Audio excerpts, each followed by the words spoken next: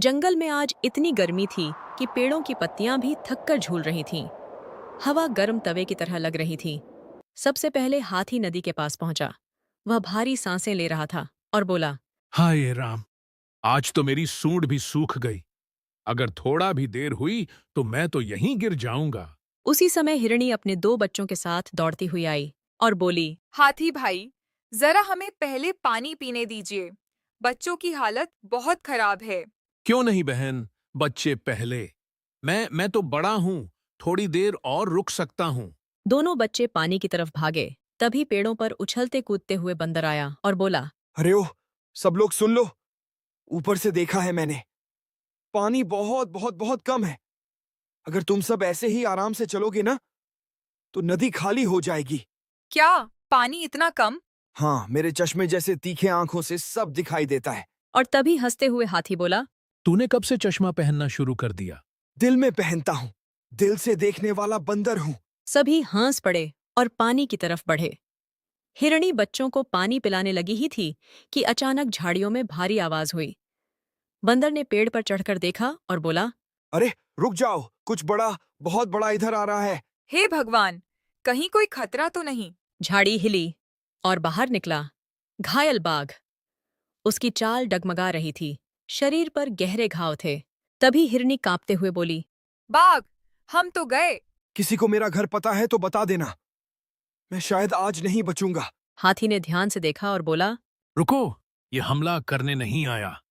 ये बहुत कमजोर है। और तभी बाघ ने टूटी आवाज में कहा, मैं लड़ने नहीं आया। मुझे पानी चाहिए। मैं कई दिनों से घायल हूं। उसकी आवाज इतनी कमजोर थी कि जंगल में सन्नाटा छा गया। सभी जानवर बाघ से दूरी बनाए खड़े थे। तभी एक खरगोश आगे आया और बोला, हम इसे पानी कैसे दें? ये तो हमारा दुश्मन है। कहीं ये नाटक तो नहीं कर रहा है? मैं तो कहता हूँ उल्टी दिशा में भागो, जंगल बड़ा है।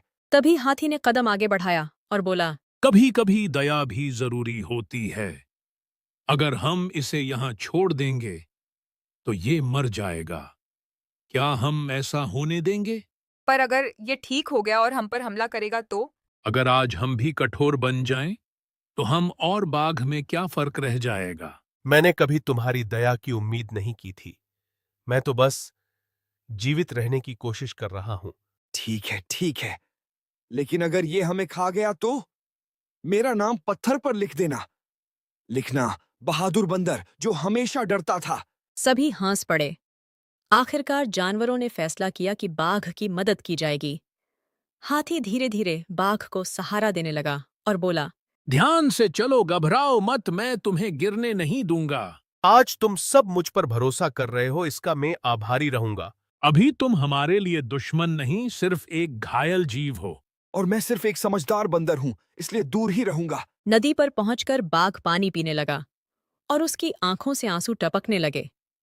तभी हिरन बोला, ये रो रहा है। जब दर्द बहुत होता है और कोई आस नहीं लगता, तो आंसू आ ही जाते हैं। अब तुम सुरक्षित हो। मैं अभी हकीम को बुलाता हूँ। उम्मीद है वो जाग गया होगा। कुछ देर बाद उल्लू आया, आंखों पर चश्मा और पंखों में दवाइयां लिए और बोला, इतनी धूप में किसने मेरी नींद खराब की? ओह, ये तो बाघ है। उल्लू भाई, पहले इस